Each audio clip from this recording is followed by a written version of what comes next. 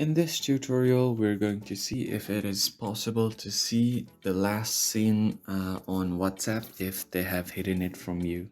So if you don't know what I'm talking about, you can see the last seen messages on someone's page. So uh, it will be shown right here below their name, and you can do that by you can hide it by going to your settings and tap on privacy, and then tap on last seen and online. So you can select who can see your last seen. So you can choose everybody, only your contacts, or you can add exceptions or exclude your contact. And once you do that, only those specific people will be able to see your last seen. But if someone has hidden their last seen from you, is it possible to see it if when they were online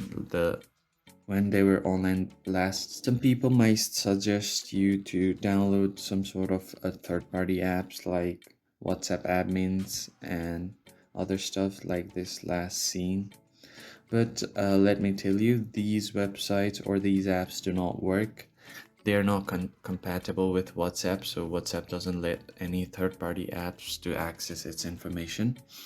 So there is no possible way to see when they were last online, if they have hidden their last seen from you. I hope this was helpful, and I'll see you on the next one. Thank you for watching.